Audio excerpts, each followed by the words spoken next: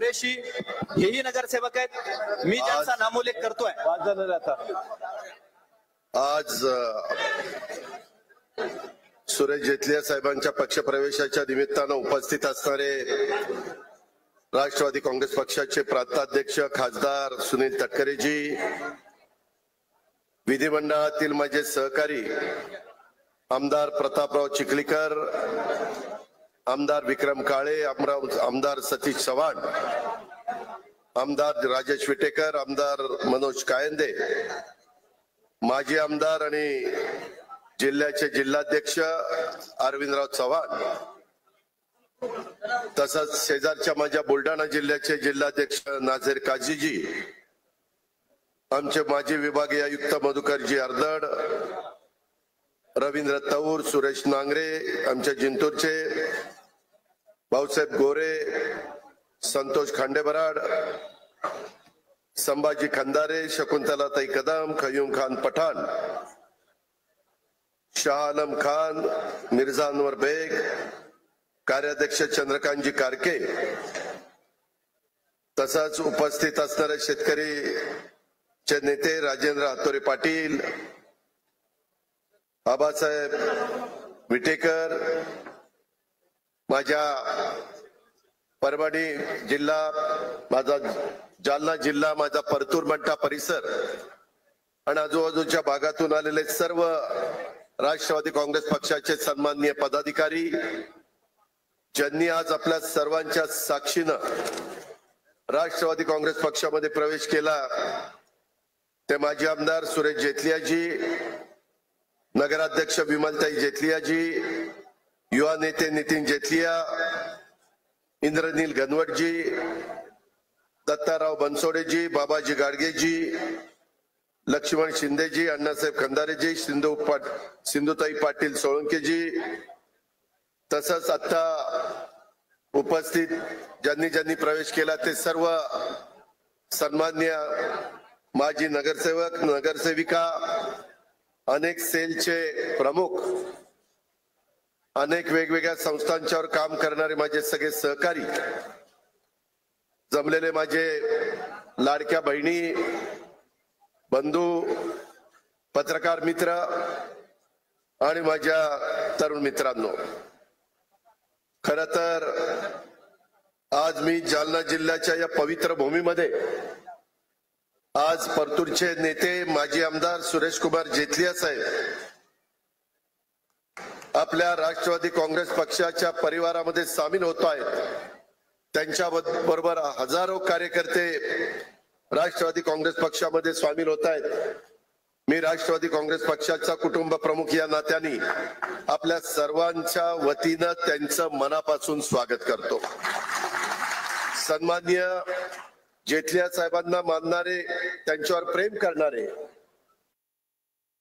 परंतु माझ्या परतूर मंठा तालुक्यातील स्थानिक स्वराज्य संस्थांचे प्रतिनिधी, कार्यकर्ते, हितचिंतक हे पण मोठ्या संख्येने आज आपल्या सर्वांच्या साक्षीने राष्ट्रवादी काँग्रेस पक्षामध्ये त्यांनी जाहीर प्रवेश केलेला आहे।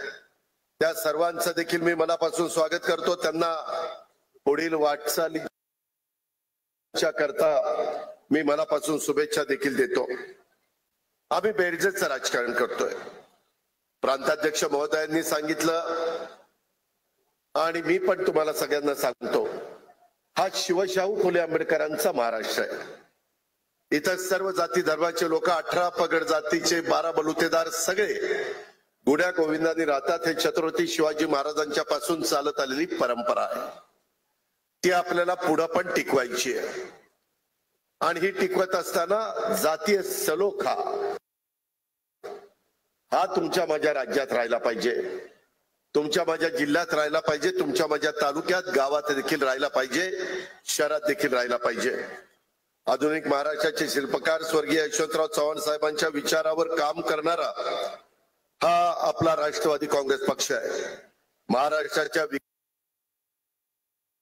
विकासासाठी, सर्वसामान्यांच्या कल्याणासाठी आदरणीय चव्हाण साहेबांनी नेहमी, ज्यावेळेस आम्ही त्यांची पुस्तकं वाचतो, त्यांच्या काळामध्ये ज्यांना कामाची संधी मिळाली त्यांच्याशी हितगुज करतो, त्यावेळेस ते सांगतात की त्यांनी नेहमी बेरजेचं राजकारणाची नवी दिशा त्या महाराष्ट्राला दाखवली.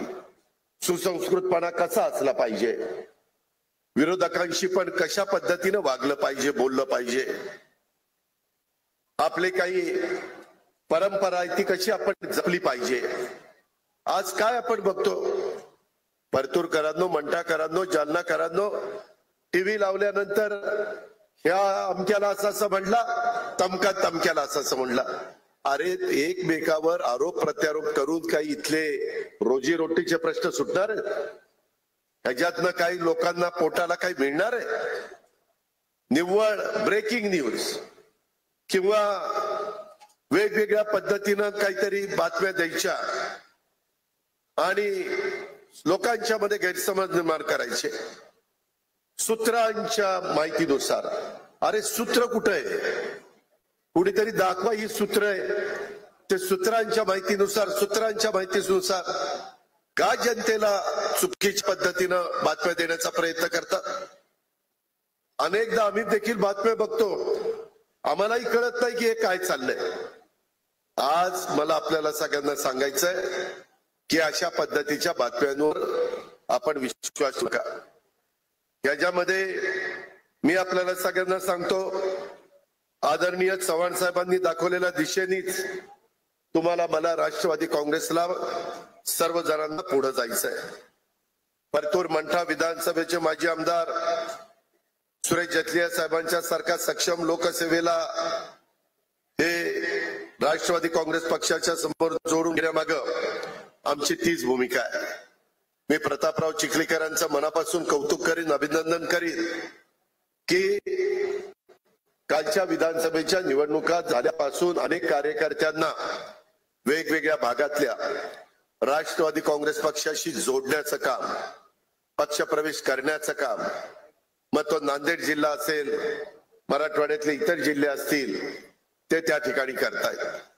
माझी इथं सतीश चव्हाण बसलेत, विक्रम काळे बसलेत, इथं राजेश विटेकर बसलेत.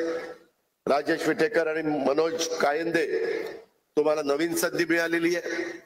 तुमच्याकडनं लोकांच्या खूप अपेक्षा आहेत. उत्तमराव विटेकरांचं काम लोकांनी पाहिलेलं आहे, आम्ही पाहिलेलं आहे. आता नवीन पिढी पण पुढे आली पाहिजे. मी देखील ज्यावेळेस राजकारणात आलो तो काळ 91चा होता. 90ला RR पाटील, जयंत पाटील, दिलीप वळसे पाटील, मी, साधारण त्याच काळातले सुनील तटकरेजी, आम्ही सगळेजण नवीन कार्यकर्ते होतो.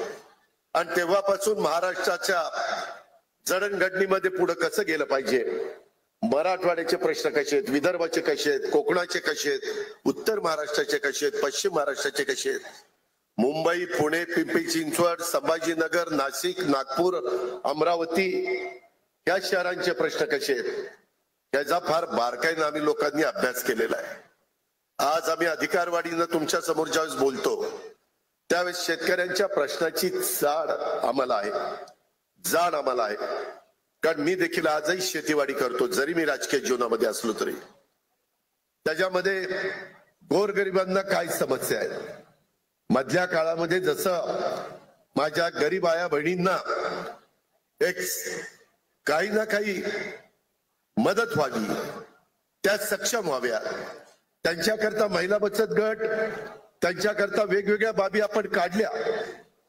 त्याकरता आपण कार्यक्रम घेत असतो. त्यांनी तयार केलेल्या खाद्यपदार्थ, वस्तू, त्याला महाराष्ट्राची बाजारपेठ मिळावी, त्या जिल्ह्याची बाजारपेठ मिळावी म्हणून आपण प्रयत्न करतो. महिला बाल विकास हे खातं आमच्या मुलगी आदिती तटकरेकडे आहे. तिनं त्याच्यामध्ये लक्ष घातलेलं आहे. त्याच्यातून लाडकी बहीण योजना आणली, किती आमच्यावर टीका केली. आज देखील हेच मीडियावाले सांगतात ही योजना बंद होणार, ती योजना बंद होणार. अरे ते राज्य सरकार ठरवेल ना, तुम्हाला कोणी अधिकार दिलाय? त्याच्यामध्ये मी अर्थसंकल्प मार्चच्या दुसऱ्या आठवड्यामध्ये सादर करणार आहे ना, त्यावेळेस राज्याचा आर्थिक शिस्त, आर्थिक घडी बसवण्याच्या दृष्टिकोनातून आम्ही पावलं उचलतोय. आज माझ्या लाडक्या बहिणी इथं बसल्यात. मला या सभेच्या निमित्तानं सांगायचंय, कालच मी इथं परतूर मंठाला येत असताना 3,500 कोटी रुपयाच्या चेकवर सही केली 8 दिवसात माझ्या बहिणींना पैसे मिळणार आहेत, फेब्रुवारीचे पैसे मिळणार आहेत. आम्ही शब्दाचे पक्के आहोत, दिलेला शब्द पाळणारी लोक आहोत. परंतु दिलेल्या योजनांचा फायदा पण तुम्ही नीट उचलला पाहिजे. 1 रुपयामध्ये पीक विम्याची योजना आणली, का आणली? माझ्या शेतकऱ्याला ती परवडावी. परंतु त्याच्यामध्ये किती चुकीचे प्रकार केले. काहींनी गायरानं स्वतःची दाखवली, देवस्थानच्या जमिनी स्वतःच्या दाखवल्या, पिकं दाखवली. अरे असलं जर तुम्ही चुका करायला लागला तर ते पाप कुठे फेडाल? वर गेला तरी परमेश्वर तुम्हाला माफ करणार नाही. तुम्ही नियमाने वागा ना, तुमचा अधिकार आहे. तुमच्यावर अन्याय झाला, जरूर तो अन्यायाला त्या ठिकाणी वाचा फोडण्याचं काम, दाद मागण्याचं काम तुम्ही करा. तो घटनेचे शिल्पकार डॉक्टर बाबासाहेब आंबेडकरांनी संविधानाच्या माध्यमातून तुम्हाला दिलेला अधिकार आहे. त्याचा आम्हालाही आदर आहे, तुम्हालाही आदर आहे, आणि त्याच रस्त्याने आम्ही पुढे चाललोय. परंतु कुठंतरी एखादी चांगली योजना आणायची आणि ती ज्या घटकाकरता आणलेली आहे त्या घटकाला त्याचा फायदा होण्याच्या ऐवजी ज्यांची आर्थिक परिस्थिती चांगली आहे त्यांनी त्याचा फायदा घेणं हे बरोबर नाहीये. हे कुठंतरी थांबलं पाहिजे आणि त्याच्यातून आम्ही पुढे चाललोय. इतर राज्यामध्ये काय चाललंय, कशा पद्धतीने आपण केलं पाहिजे. आज इथं सन्माननीय जेटली साहेबांनी राष्ट्रवादी काँग्रेस पक्षामध्ये ते आणि त्यांचे असंख्य कार्यकर्ते सामील झाल्यामुळं निश्चितपणे मंठा परतूर विधानसभा मतदारसंघात राष्ट्रवादी काँग्रेस पक्षाची ताकद वाढणार आहे. त्याचा पक्षाला त्या ठिकाणी चांगला फायदा होणार आहे. पण मी हेही तुम्हाला सगळ्यांना सांगतो, प्रांताध्यक्ष आणि या सगळ्या नेते मंडळींच्या साक्षीने सांगतो, सन्माननीय जेटली साहेबांच्या सोबत राष्ट्रवादी काँग्रेस पक्षामध्ये प्रवेश केलेल्या सर्वांना, प्रत्येक पदाधिकारी कार्यकर्त्यांना योग्य तो मान हा पक्षामध्ये राखला जाईल. प्रत्येकाला योग्य संधी दिली जाईल, ताकद दिली जाईल, या पद्धतीचा शब्द मी या निमित्तानं देतो. परंतु त्याच बरोबर परतूर विधानसभा मतदारसंघात, मंठा विधानसभा मतदारसंघात गेल्या अनेक वर्षापासून राष्ट्रवादी काँग्रेस पक्षामध्ये प्रामाणिकपणे काम करणारे धडाडीचे पदाधिकारी कार्यकर्ते, त्या सर्व जुन्या कार्यकर्त्यांचा पण योग्य सन्मान पक्षात राखला जाईल. मला आल्यानंतर मी थोडासा नाराज झालो.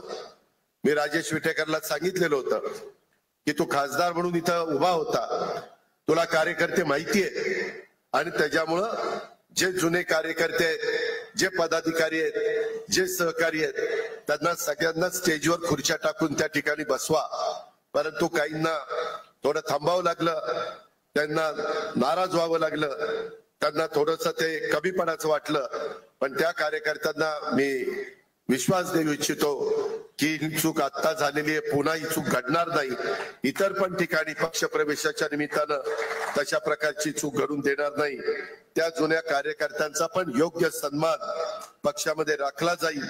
त्यामुळं नव्या जुन्या कार्यकर्त्यांचा पक्षवाढीच्या करता एक दिलानी काम करण्याचं आव्हान मी या पक्ष प्रवेशाच्या निमित्तानं करतोय. आपली युती आहे, भारतीय जनता पक्ष, राष्ट्रवादी काँग्रेस, शिवसेना, शिंदे साहेब, ही युती आहे. मागे देखील तुम्हाला आठवत असेल आपली आघाडी होती. 99 ते 2014 काँग्रेस आणि राष्ट्रवादी काँग्रेसची आघाडी होती. इतर पण शेतकरी कामगार पक्ष किंवा काही मित्र पक्षांना आपण त्यावेळेस सामावून घ्यायचो. पण स्थानिक स्वराज्य संस्थांमध्ये निवडणुका तिथल्या जिल्ह्यातल्या पदाधिकाऱ्यांच्यावर आपण सोडवायचो. नगरपालिका स्वतंत्र लढायची का युतीमध्ये लढवायची का आघाडीमध्ये लढवायची, जिल्हा परिषद तालुका पंचायत आघाडीमध्ये लढवायची का स्वतंत्र लढवायची का युतीमध्ये लढवायची. त्यामुळं कार्यकर्त्याला पण सर्वच पक्षाच्या संधी मिळाली पाहिजे.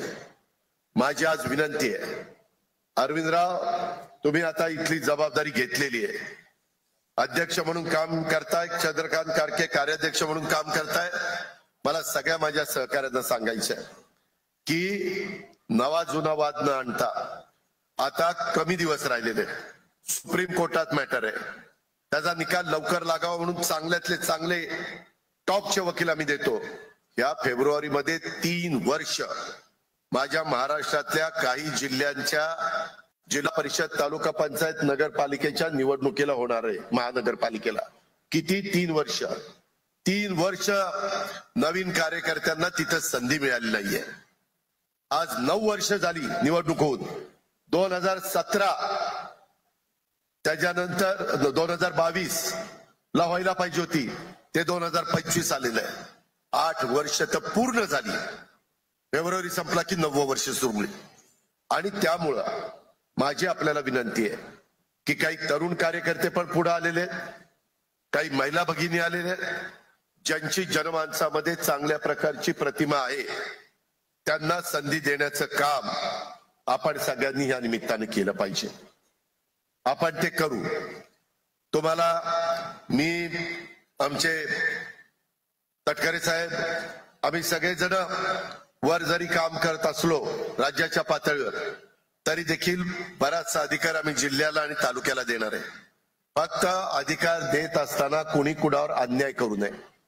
कधी कधी काही तालुक्यात जर एखादा, मी तालुक्यात आहे बारामतीमध्ये, आणि मला लक्षात आलं की बाबा XYZ ला तिकीट दिलं तर हा चालाक कार्यकर्ता आहे, उद्या आपल्यालाच मागं सारायला पुढे निघून जाईल की त्याचं तिकीट कापलं जातं. असं होता कामा नये.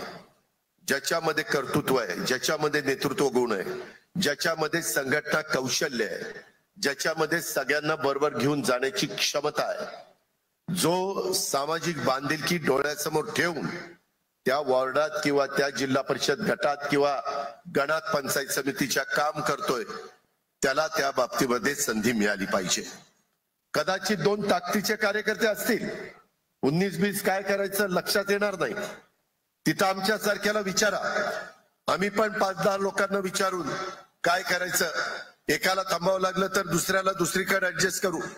आज देखील आमदारकीची तिकीट देत असताना सगळ्यांना संधी देता आली नाही. आम्ही आता राष्ट्रवादी काँग्रेस पक्षाच्या वतीनं तटकरे साहेबांना नेमलंय, भाजपाने बावनकुळे साहेबांना नेमलंय, शिवसेनेने उदय सामंतांना नेमलंय. हे 3 बसणार आहे.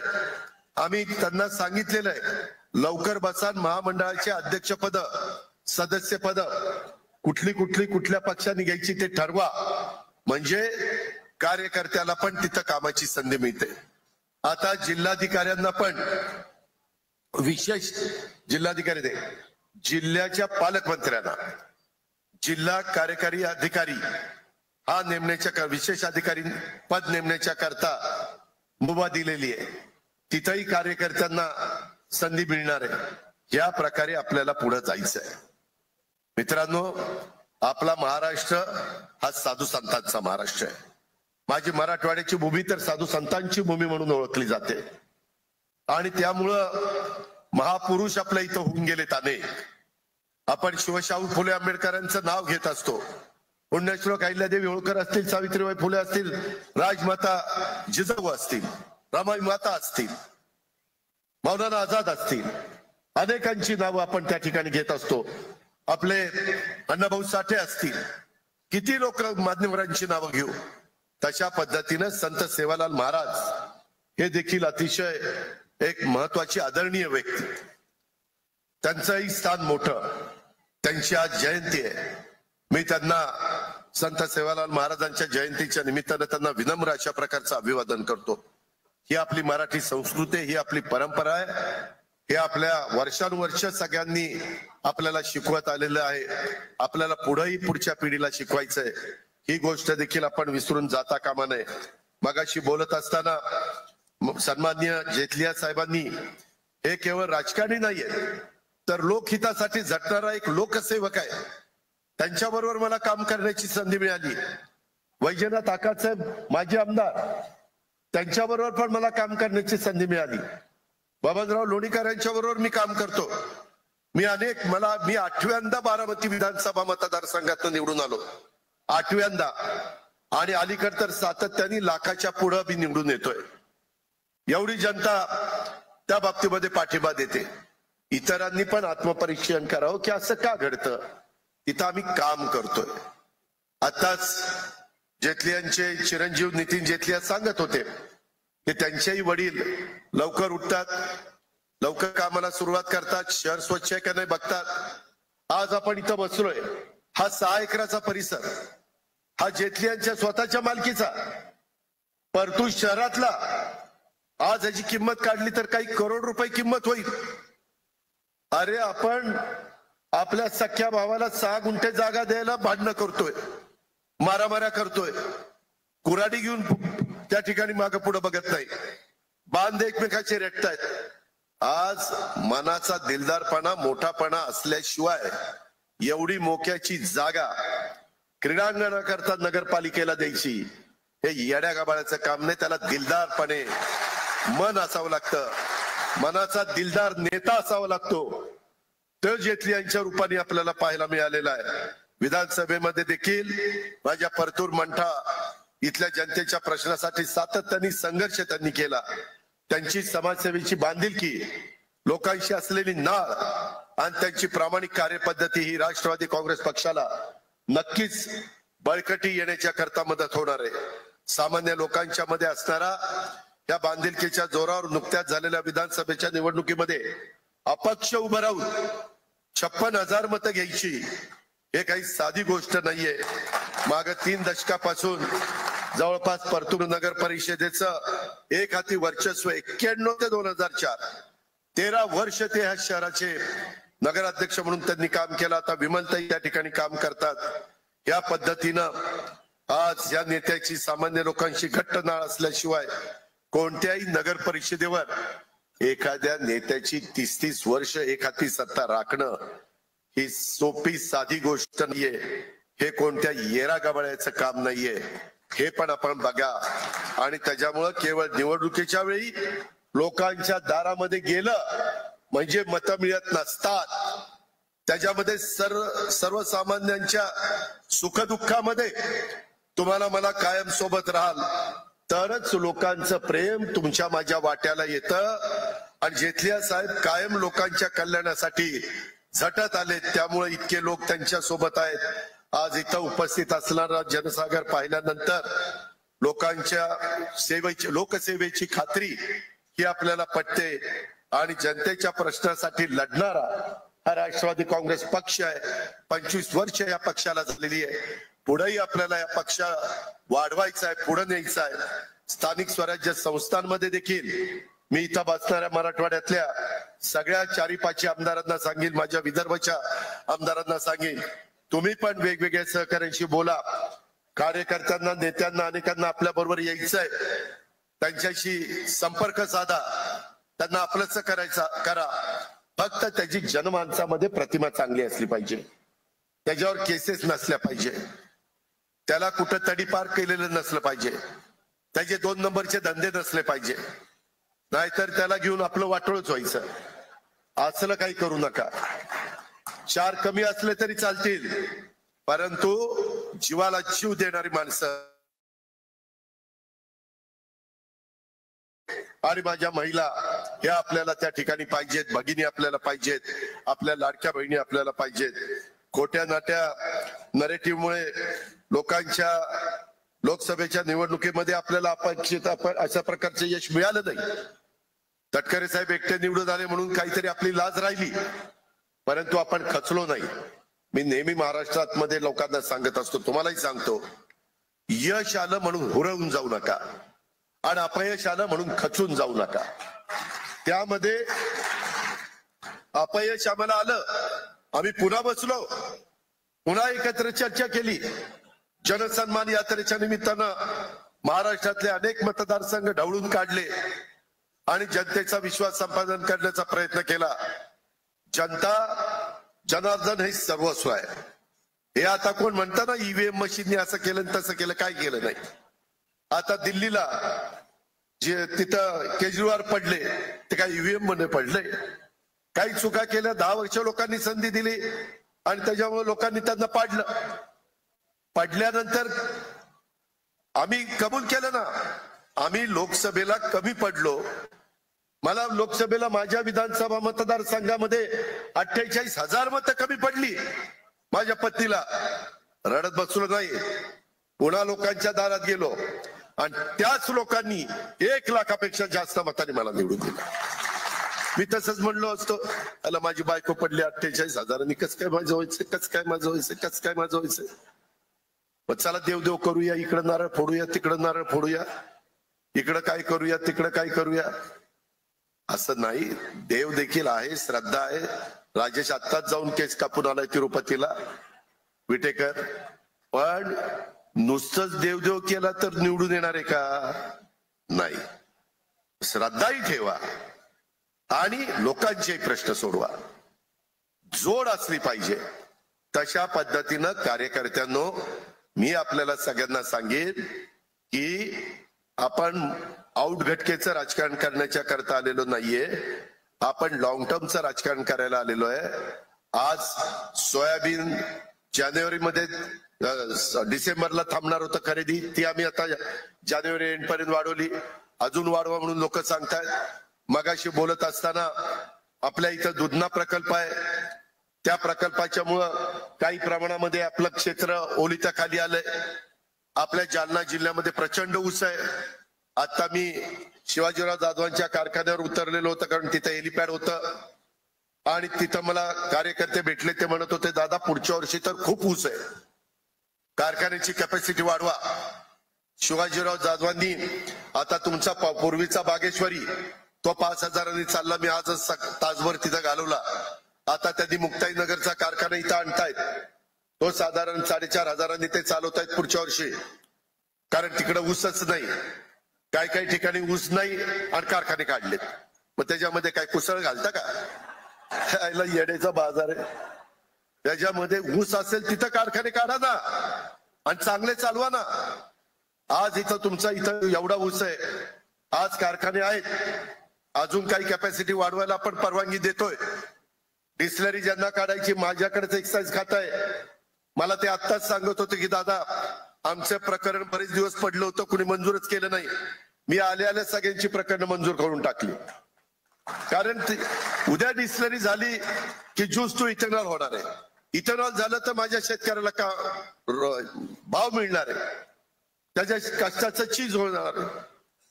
इथेनॉलचे दर आम्ही अमित शाह साहेबांच्याकडनं वाढून घेतलेले, हे करावं लागणार आहे. आता AI अशी नवीन कन्सेप्ट शेतीच्या करता आम्ही आणतोय. तुम्हाला आश्चर्य वाटेल. तुम्हाला आता मगाशी मला बोलत असताना आमच्या जेठलिया साहेबांनी सांगितलं, इथल्या MIDC ला चालना दिली पाहिजे, पूर्णा नदीवर बॅरेज केले पाहिजे. आमच्या प्रांताध्यक्षांनी सांगितलं नाथसागर पासून बाबळी बॅरेज पर्यंत. अहो बाबळी बॅरेज मध्ये तर तो बंधारा करायला बंदी होती कोर्टाची, तरी देखील आम्ही धाडस दाखवलं, तो बंधारा केला आणि सुप्रीम कोर्टाची परवानगी आणली. संपूर्ण गोदामाय गोदाकाठ हा सगळा दोन्हीकडे बागायती झालाय की नाही? आपण जरा लांब आहोत. आपल्याला जसं गोदावरीला आम्ही बॅरेज केले, माझ्यावर टीका झाली, माझ्यावर आरोप झाले. कुणी आरोप केले तुम्हालाही माहितीये. पण मी डगमगलो नाही, कारण आपण स्वच्छ विचाराचे होतो. शिंतोडे उडतात, परंतु आपण स्वच्छ प्रतिमेचं राहिलं पाहिजे.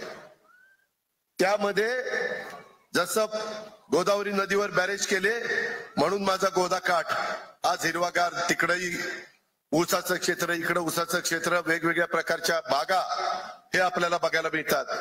तशा पद्धतीनं स्वर्गीय वैजनाथ आकाश साहेबांनी तो कारखाना काढला, दुर्दैवाने नाही चालला. तुम्हाला किती लोकांना माहितीये मला माहित नाही. 98 ला मी राज्य सहकारी बँकेचा चेअरमन असताना दिलीपराव देशमुख व्हाईस चेअरमन होते. मी सकाळी 7 ला 98 साली त्या कारखान्यावर आलो होतो. काय केल्यानंतर हा कारखाना नीटपणे चालेल, परंतु दुर्दैवाने काही आतमध्ये चुका झाल्या होत्या. शेवटी सिक्युरिटायझेशन ऍक्ट खाली तो कारखाना विकला गेला, शिवाजी जाधवांनी घेतला. लातूरचेच ते आहे आणि आता तो कारखाना चांगला त्या चालतोय. तुमचा ऊस जातोय, भाव तुम्ही देताय, ते भाव तुम्हाला देताय. तशा पद्धतीनं गोदावरीला जसे आम्ही बॅरेज केले, सिंदफणा नदीवर बॅरेज केले, मांजरा नदीवर बॅरेज केले, आता पूर्णा नदीवर बॅरेज करण्याच्या करताची मागणी आलेली आहे. त्याच्यामध्ये त्या नेत्याच्या अंगात पाणी असावं लागतं, तेव्हा तो तुमच्या शिवारात पाणी आणून देतो. त्याच्यामुळं पूर्णा नदीच्या कामामध्ये पण मी लक्ष घालीन. मी अर्थमंत्री आहे, मी जलसंपदा खात्याच्या इकडं आता 2 मंत्री आहेत, एक राधाकृष्ण विखे पाटील, तुमच्याकडे Godavari Krishna Marathwada GMRDC Godavari Marathwada irrigation development corporation आणि MKVDC ह्याचे आमचे विखे पाटील साहेब आहेत आणि KIDC VIDC TIDC Tapi Vidarbha आणि कोकण ह्याचे आपले गिरीश महाजन साहेब आहेत. मी इथलं त्यांच्याशी बोलीन, विखे पाटलांशी आपण मार्ग काढू, त्याच्यामध्ये प्रश्न सुटले पाहिजेत. मध्ये मुख्यमंत्र्यांनी पण सांगितलेलं आहे की आम्ही इकडचा दुष्काळ हटवण्याच्या करता प्रयत्न करतोय. आपला जो नाथसागरचा कॅनॉल आहे त्याला लाईनिंग करायचंय, त्याच्यात झाडं बिडं फार घाण झालेली आहे. आपलं त्या ठिकाणी नाशिकचं पलीकडं पडणारं पश्चिमेकडचं पाणी ते आपल्याला वळून इकडं आणायचंय. मराठवाड्यातली धरणं, तुमचं नाथसागर जायकवाडी असेल, तुमचं दुधना असेल, येलदरी असेल, सिद्धेश्वर असेल, मांजरा असेल, तुमचं माजलगाव असेल, अनेक धरणांची नावं घेता येतील.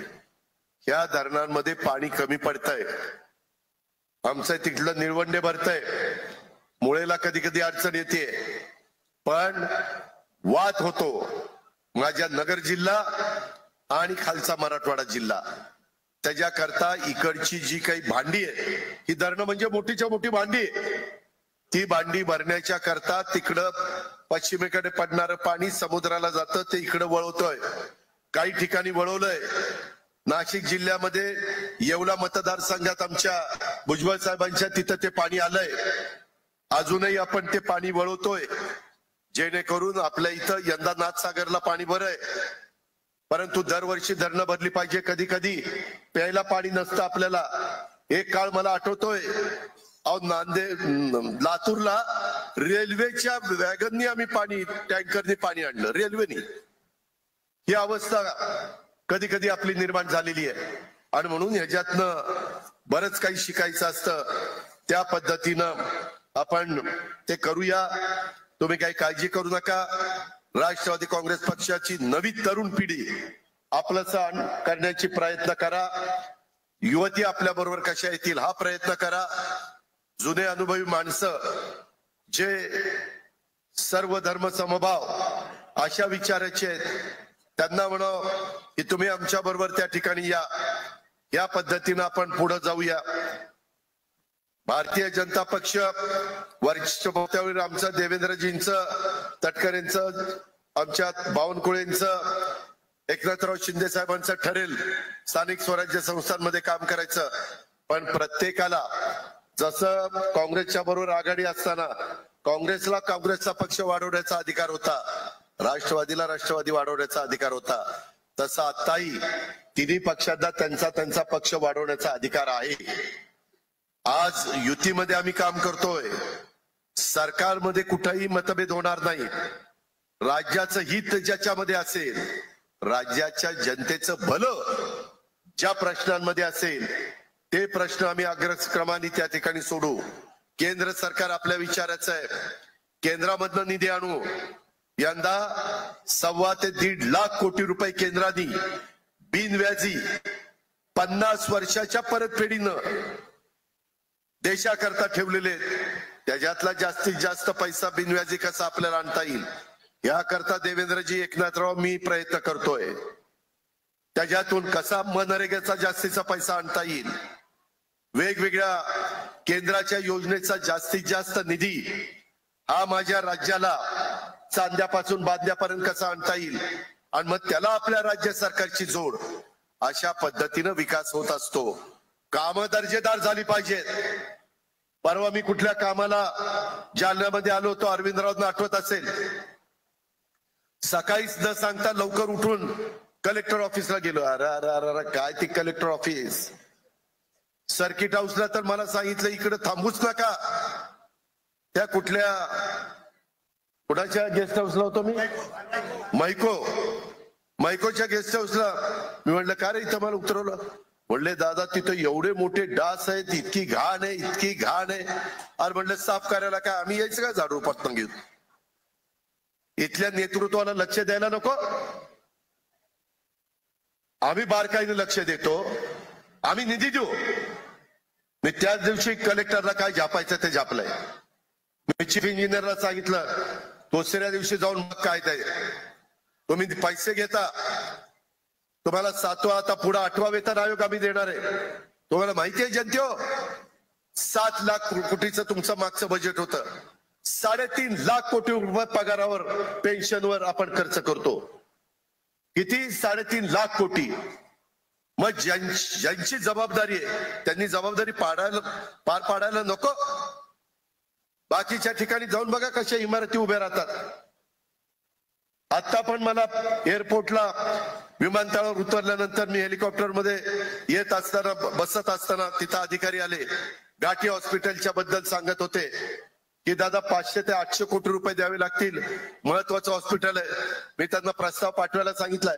मला माहितीये की एका वर्षात एवढे पैसे लागणार नाही, परंतु माझ्या संभाजीनगर, छत्रपती संभाजीनगर आणि मराठवाड्यातल्या लोकांचं एक महत्वाचं गोरगरिबांना उपचार करणारं ते घाटी हॉस्पिटल आहे. ते स्वच्छ केलं पाहिजे, चांगलं केलं पाहिजे, सुविधा दिल्या पाहिजे, बेड वाढवले पाहिजे. मला ते सांगत होते, दादा कुणी कुठेही थुंकतंय राव तिथं. अरे उपचार करायला जाता का थुंकायला जाता? म्हटलं कॅमेरा लावा आणि थुंकताना कोण वाजिद पवार दिसला तर त्याला पकडा आणि शहरामध्ये फिरवा हाफ पॅन्टवर, म्हणजे त्याला कळेल काय अक्कल असते ती. काय होतं काय बाबतीमध्ये तुम्ही तुमचं स्वतःच देखील स्वच्छतेची आवड पाहिजे. संत गाडगेबाबा ग्राम स्वच्छता अभियान आणलंच होतं ना आर पाटलांनी. त्याच्यात काय केंद्र सरकार आपल्याला निधी देईल, परंतु केंद्र सरकार महाराष्ट्र स्वच्छ करायला येणार नाही. महाराष्ट्र सरकार जालन्याला पैसे देईल, पण जालन्याच्या स्थानिक अधिकारी, पदाधिकारी आणि जनतेनेच लक्ष दिलं पाहिजे ना. कचरा वेळच्या वेळेला उचलला पाहिजे, झाडं लावली पाहिजे, ह्या सगळ्या गोष्टी करा. तुम्ही म्हणाला पक्ष प्रवेशाला आलो नाही, काय सांगतोय? मी सांगतोय तेच बरोबर आहे. आज प्रदूषण किती वाढलंय बघा. काही शहरांमध्ये मी नावं घेत नाही, नाहीतर त्या शहराला वाटेल की आमची बदनामी करतो. तिथं जर लोक राहिली तर त्यांचं आयुष्य 5 वर्षांनी कमी होतंय. ती वेळ आपल्यावर येऊ नये. त्याच्यामुळं ह्या सगळ्या गोष्टीकडे लक्ष तुम्ही त्या ठिकाणी दिलं पाहिजे.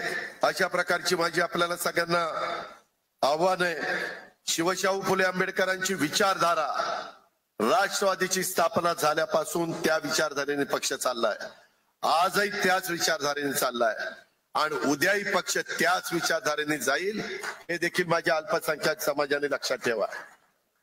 तुम्ही कामं माझ्याकडनं करून घेता आणि निवडणूक आली, दादा फतवा आला, फतवा आला, फतवा आला. अरे कुठला फतवा आला? काम करताना फतवा येत नाही का?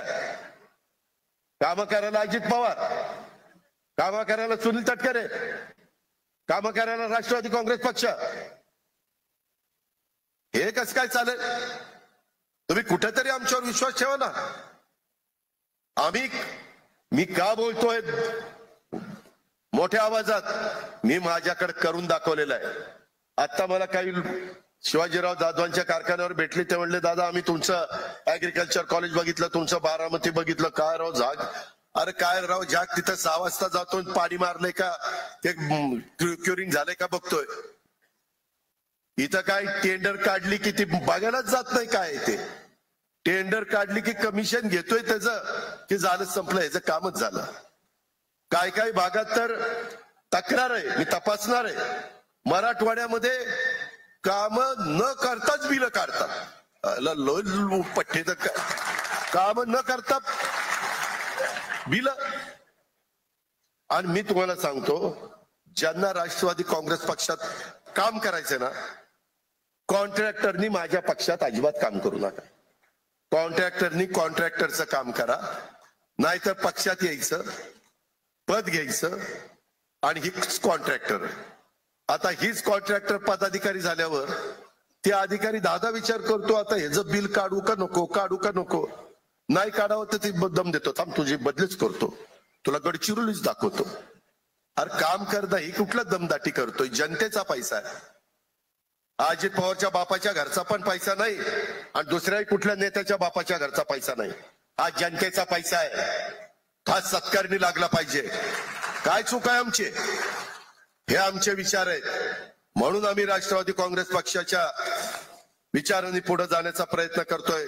सर्व घटकांना सोबत घेऊन आपल्या राष्ट्रवादी काँग्रेस पक्षाची वाटचाल अमित तटकरेजी आम्ही सगळेजण त्या ठिकाणी करतोय. राज्याचं हित आणि सर्वसामान्यांचं कल्याण याच्यातूनच आपल्या पक्षाची वाढ होणार आहे. महाराष्ट्राचा विकास हाच राष्ट्रवादी काँग्रेस पक्षाचा अजेंडा आहे. संघर्ष करणं, संकटाशी लढणं हा राष्ट्रवादी काँग्रेस पक्षाचा धर्म आहे. नव्या दमाच्या कार्यकर्त्यांना कामाची संधी देणं हेही आमचं काम आहे. आणि त्याच्यातूनच उद्याच्याला स्थानिक स्वराज्य संस्थांच्या निवडणुका तोंडावर आलेल्या आहेत. नेटाने काम करा, लोकांच्या मध्ये जा, लोक तुम्हाला प्रतिसाद देतील. तुमचे विचार लोकांच्या पर्यंत पोहोचवा, वरवर नुसतं जाऊ नका. याकरता आम्ही तुमच्याकडे आलेलो आहे. जनाधार तुम्हाला मिळाल्याशिवाय राहणार नाही. आपल्या राष्ट्रवादी काँग्रेस पक्षाचा जो काही विचार आहे तो घराघरामध्ये पोहोचवण्याचं काम आपण सगळ्यांनी केलं पाहिजे. आज सुरेश जेटली यांच्या प्रवेशामुळं राष्ट्रवादी काँग्रेस पक्षाला परतूरसह संपूर्ण जालना जिल्ह्यात एक नवी ऊर्जावान चेहरा हा त्या ठिकाणी मिळालेला आहे. त्यांचा अनुभव, त्यांचा जनसंपर्क, त्यांची क्षमता आणि लोकसभेच्या वेळी तळमळ या पक्षाच्या पुढील वाटचालीला पण मोलाची ठरेल. त्यांच्या आपल्या बोलत असताना त्यांनी सांगितलं की दादा परतूरला मला वाटतं माग पण विजय भांबळेला उभं केलं असताना नितीन सांगत होता की इथं लीड होता. याही वेळेस राजेश तुला लीड होता. तुझ्या ह्याच्यात होता का? तुझ्या मतदारसंघात होता ना? ठीक आहे. त्याच्या मतदारसंघात नसता तर आता घेतलाच असतं त्याला. हा ना, स्वतःच्या घरात काय जळते ते पहिलं बघितलं पाहिजे ना, तर दुसऱ्याचं घर तुम्ही शाबूत ठेवू शकता. आमच्यातले काही काही पुढारी असे आहेत की त्यांच्या घरातलीच लोक त्यांच्या बरोबर नाही आणि बाकीच्यांना उपदेश करायला सांगतात. मी तर रेटून बोलायचो, पण मी आता दबकत बोलतोय, कारण माझा भाऊ पण माझ्या बरोबर नाही. ठीक आहे, काम चांगलं करा. ती भर आपण दुसरीकडनं त्या ठिकाणी भरून काढू. येत्या काळात आपण सर्वांनी एकत्र येऊन राष्ट्रवादी काँग्रेस पक्षाचा हा विचार हा घराघरामध्ये पोहोचवायचा आहे. पक्ष बळकट करण्यासाठी एकजुटीने आपल्याला सगळ्यांना काम करायचंय. महिलांच्या बद्दल पण कुठल्याही प्रकारे राष्ट्रवादी काँग्रेस पक्षाच्या कार्यकर्त्याच्या बद्दल तक्रार येता कामा नये. महिलांच्याकडे बघताना मुलीच्या नात्याने किंवा बहिणीच्या नात्यानेच बघितलं गेलं पाहिजे. कुठेही वेडेवाकडे काही कानावर आलं तर मग माझ्याशी गाठ आहे, त्याला मोकोकाच लावीन, सोडायचो नाही. आणि सांगायला आलं ना दादा वाचवा, एसपी ला म्हणेल त्याला टायर मध्ये घेऊन 6 दिवस सोडू नको त्याच्या मायला ह्याच्या. त्याच्यामुळं चुकीचं वागू नका. शेवटी पुन्हा एकदा सुरेश जेटली साहेबांचं राष्ट्रवादी काँग्रेस पक्षामध्ये त्यांच्या असंख्य कार्यकर्त्यांचं मी मनापासून स्वागत करतो. त्यांना पुढील राजकीय वाटचालीच्या करता मी शुभेच्छा देतो. राष्ट्रवादी काँग्रेस पक्ष कायम कष्टकरी, शेतकरी, महिला, वंचित, दुर्बल, अल्पसंख्याक घटकासह सर्वसामान्यांच्या सोबत राहील याची ग्वाही मी माझ्या प्रांताध्यक्षाच्या साक्षीने या ठिकाणी देतो आणि थांबतो. जय हिंद, जय महाराष्ट्र, जय राष्ट्रवादी. धन्यवाद. सगळ्यांना विनंती